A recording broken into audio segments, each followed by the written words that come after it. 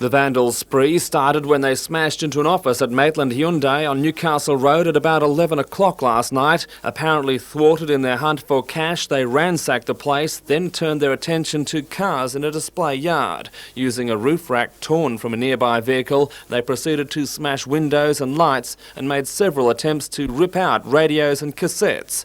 The rampage came to an abrupt end when they were interrupted by a security guard. He saw three men believed to be in their late teens running from the scene. Police say his description of the alleged offenders has proved a valuable lead. I was on the ball and saw three of them running away. We believe we know who they are. One of them has been spoken to already, and we have to interview the other two this morning.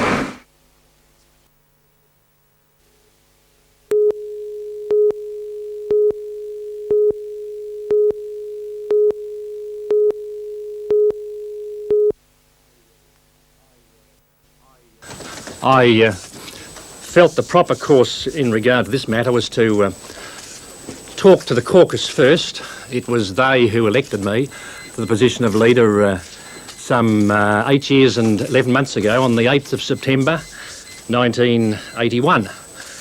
So it was a caucus meeting today, and yes, I advised of my intention to resign. It's not a decision I've taken lightly. I want you to understand that. I think they understand that too. I told the caucus that last night I advised the Governor of my intention to resign because I believed the point had been reached where I couldn't contribute any more in those terms. And they're the terms I believe in. Not just being here for the sake of it, that's easy. If you just want to be a Premier that sits back and just signs the formal documents, I didn't want to be that.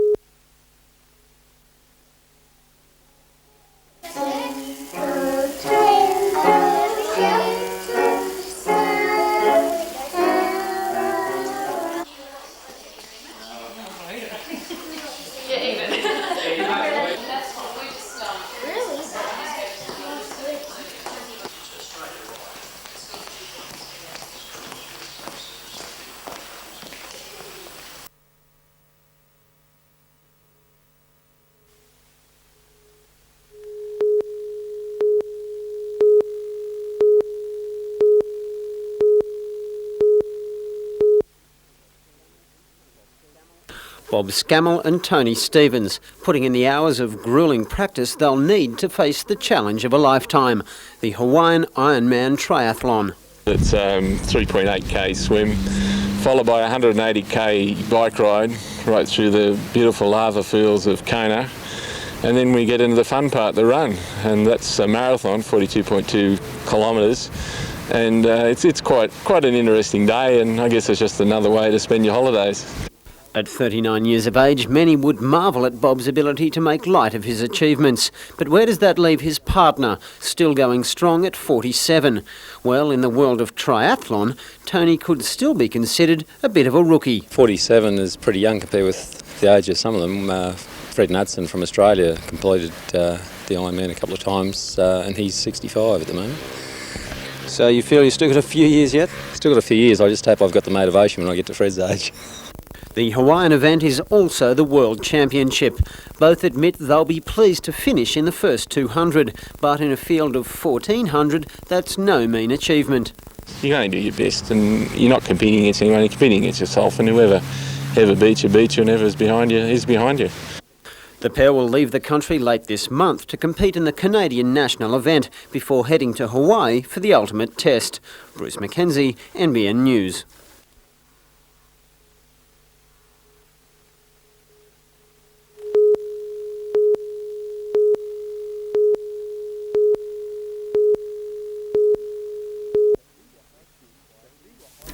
The Siwa High School choir is from the port city of Sasebo.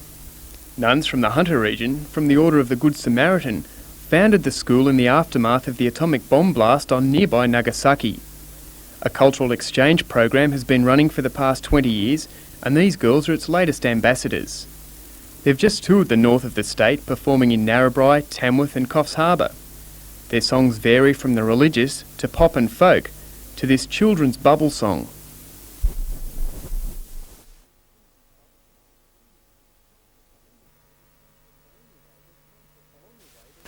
Along the way, there's time for a photo. Anything to help out. And there are the lasting impressions they'll take home. I like the beautiful nature.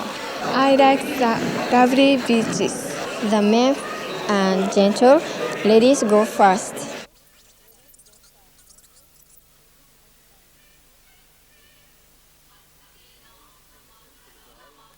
The choir will perform a concert at the Newcastle Conservatorium tomorrow night before setting off for Sydney, Melbourne and Perth. The girls treated their local host to this familiar song.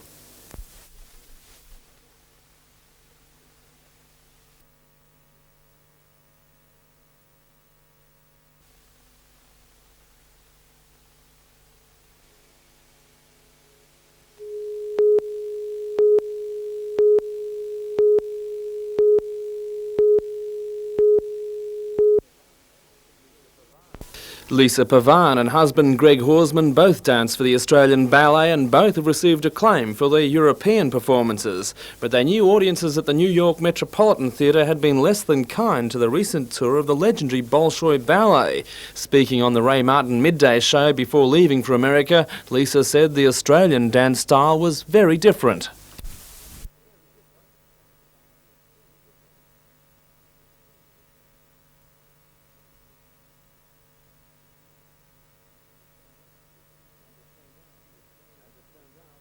As it turned out, the Australian Ballet Company was the toast of the town, making headlines and thrilling audiences.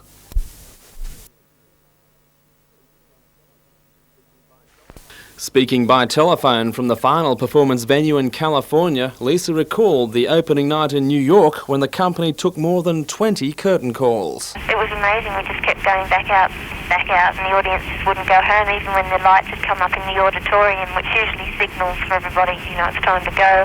They just wouldn't leave, and afterwards being sort of absolutely mauled by people outside the stage doors wanting autographs and photos to be taken. It's really quite wonderful. They really do appreciate their art, which is great. The company took two major works to the US, the technically demanding Giselle and the athletic and brash Spartacus.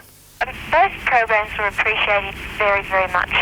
The audience absolutely loved Spartacus because it's gutsy and it gets you going. And the critics, weren't so keen on the production. They actually thought the dancers were quite wonderful, but were a little disappointed with the production. And Giselle has just been absolutely gone bananas over. Everybody's raving about the production itself and the dancers. So, all in all, the audience enjoyed both performances. Lisa Pavan received special mention from the critics, but she was not the only Newcastle ballerina attracting praise. Lifelong dancing partner Elizabeth Toohey received special mention as well as one of the company's senior artistes. The tour will close this weekend, leaving audiences around the world with a new regard for Australian dance. Tom Hilston, NBN Newsnight.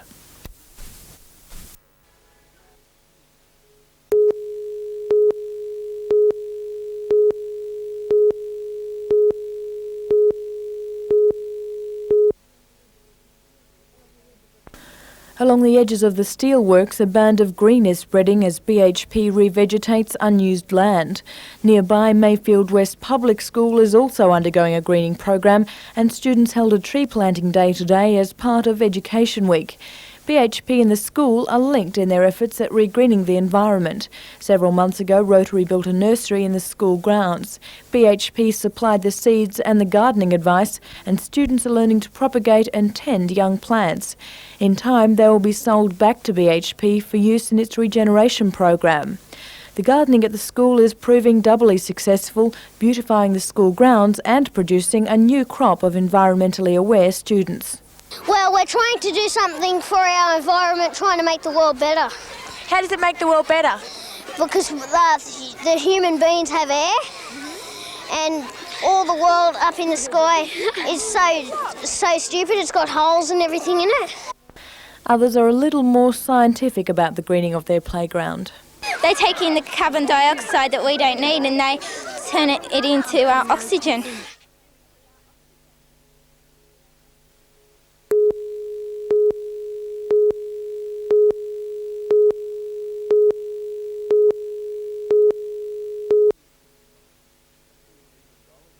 $2 million is spent on medical research in the Hunter each year. Taxpayers' money which the academics say is well spent. When you consider that brain disease and peripheral neurological disorders together cost around $8.7 billion in Australia alone, this expenditure is very small by comparison.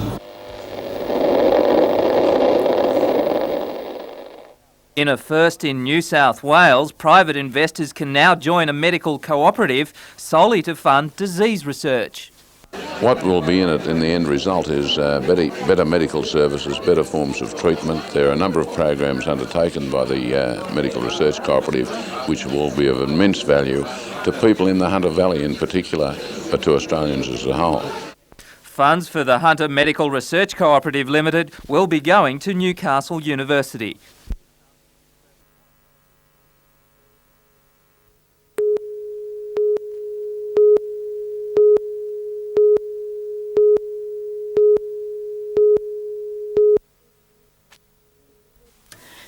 Minister for Education and Youth Affairs Virginia Chadwick took a step out of her usual portfolio to officially open the latest stage of the Harbourside Haven Village.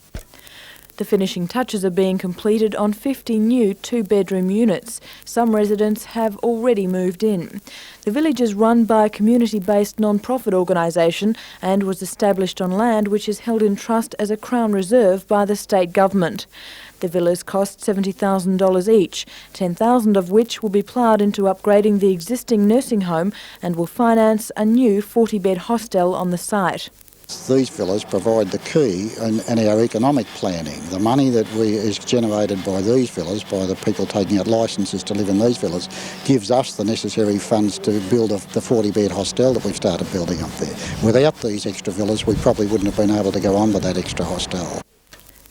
When the centre is completed, it will offer the aged community of Port Stephens a choice from 154 self-contained villas, hostel accommodation and a 47-bed nursing home.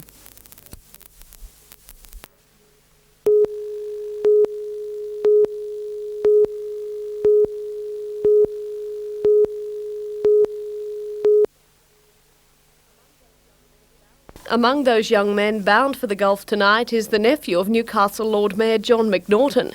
Petty Officer James Allen sailed out this morning with the supply ship Success, destined for his first possible encounter with conflict in 13 years with the Navy. James has served aboard the Success for 2 years as the flight deck petty officer, handling the refuelling and landing operations of the ship's helicopter. He was aboard the ship when it sailed into Newcastle Harbour in March last year for repairs.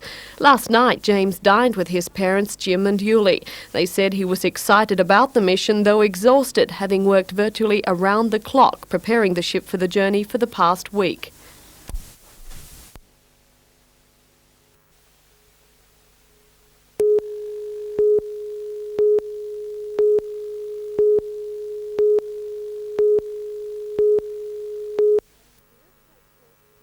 The earthquake caused severe damage to many small studios, and artists have since found it difficult to sell their work in a depressed economy. So artworks aren't selling very well in Newcastle at the moment? Not the range of things that would normally sell, no small things, but a lot of people have lost their disposable income, and particularly a lot of the people who buy artworks. The Art Gallery of New South Wales in Sydney has come to the rescue with a week-long exhibition titled Shifting Ground, which displays work from both well-known and struggling local artists. Although most of the 33 pieces were completed before the quake, they all have a story behind them which relates to the December experience. This painting, called If It's a Dream, was rescued from the rubble of a condemned building, while the artist of this work, Kim Wainless, lost all her paint in the tragedy and could only afford black and white oils to do this painting, The Evil Uncle. Most locals would remember this building in Layman Street, which stood for weeks with its interior bare to the elements. It's now featured in this work by a first-year art student at Newcastle University. In contrast, Matthew Percival saw the earthquake in a blur of colour, his painting conveying the destructive forces of nature at work on the city. Alan Chawner's absence of buildings is easily recognisable, so too is Ron Morrison's photographic contribution. Possibly, though, the centrepiece of this exhibition is a large jagged crack running down the front of the gallery. Although cracks in buildings are a now familiar sight in Newcastle, it's causing quite a stir here in Sydney. In keeping with the works in the exhibition, Richard Tipping's cracked wall facade was created in only 2 weeks. It's made of cloth and extends more than 12 metres from the gallery roof, zigzagging to the ground. Surrounding the gallery is orange mesh, a clear sign that what's inside is definitely from Newcastle.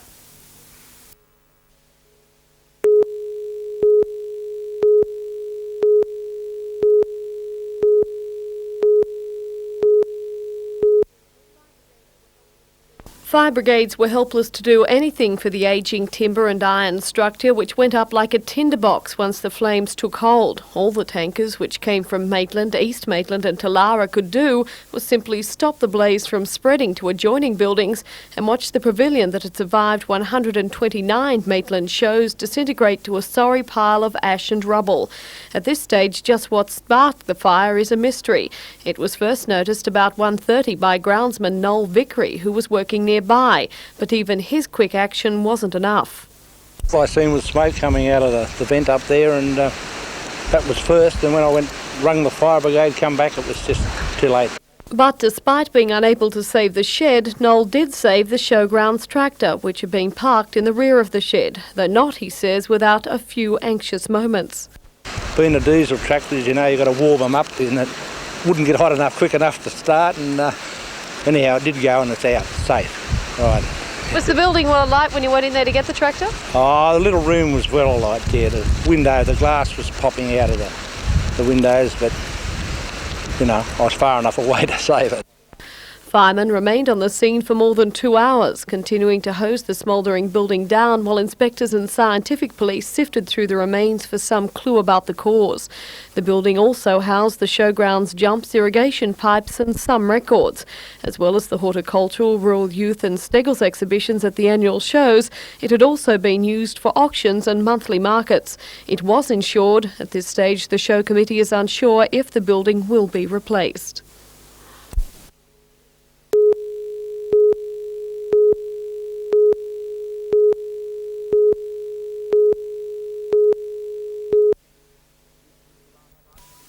This was the last time any part of the collection was on public view at the Travelling Bicentennial exhibition of 1988.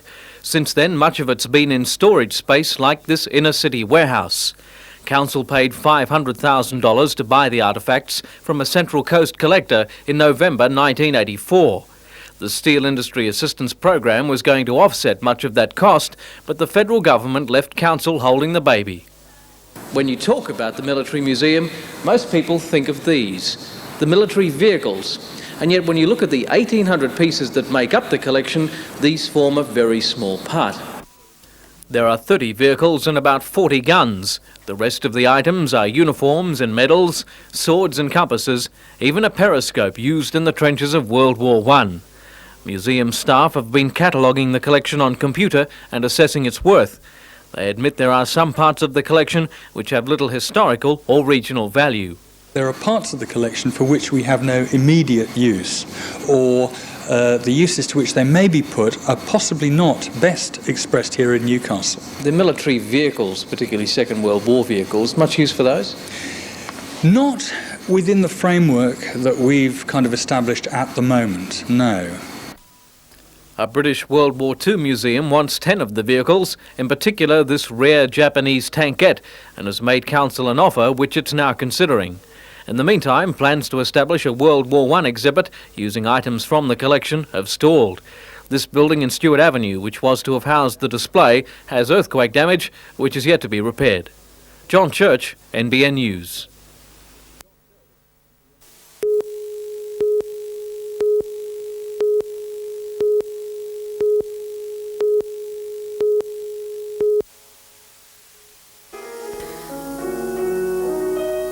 Conservatorium's auditorium is host to around 150 concerts each year. But every day this week, the Bicentennial Concert Hall will be resounding to a wealth of musical talent. Today the festival was officially opened by Newcastle's Lord Mayor John McNaughton with a concert featuring Conservatorium staff.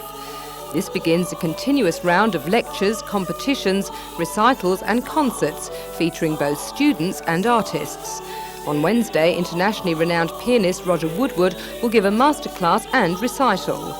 Competitions will reach a crescendo on Friday evening with the John Sinclair Cormack Scholarship Finals, carrying a $12,000 prize. The idea of the festival is to promote keyboard music via the Conservatorium's magnificent concert hall organ, Steinway concert grand piano and harpsichords.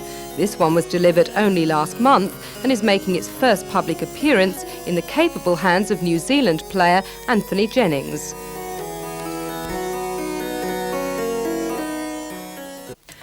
Giving the instrument a final tune-up at the festival is its craftsman, Melbourne-based Alistair McAllister, one of only half a dozen harpsichord makers in the country. This instrument that dates back to the beginning of the 15th century holds a special magnetism for him. Yeah, the fascination with the sound. Yeah, I just really love the sound of the harpsichord. And it's been with me since, for 30 odd years now. I just love the sound of the harpsichord, and it's not waning in any way. There's still lots to learn and still hopefully beautiful instruments to build. In fact, the harpsichord has been making a resurgence since the 1950s and its popularity is continuing to grow.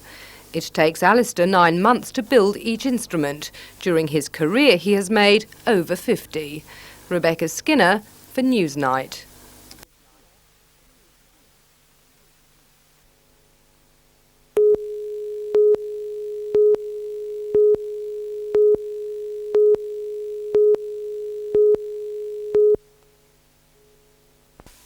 This was the scene which confronted rescue personnel on Sawyers Gully Road just after 1:30 this morning. Police say the driver of this 1975 Ford Falcon veered to the incorrect side of the road and hit the front corner of a TNT semi-trailer travelling in the opposite direction. The car split in two, killing the driver, a 31-year-old man from Greta, instantly. The driver of the truck, a 56-year-old man from Wyoming, slammed on the brakes and jumped from the cabin just moments before the truck and its load of paint thinners burst into flames. The heat from the resulting inferno buckled the trailer and destroyed other goods being carried on the truck, such as pipe, crates of wine and car parts. For most of the morning, salvage crews worked to clear the wreckage and the burnt-out load. But for the Taggart family, this will be a night they'll never forget. The blazing truck came to rest just metres from the Taggart's front door. John Taggart was the first person on the scene. I opened the blind of the bedroom and the truck, it was in our driveway, ablaze from end to end.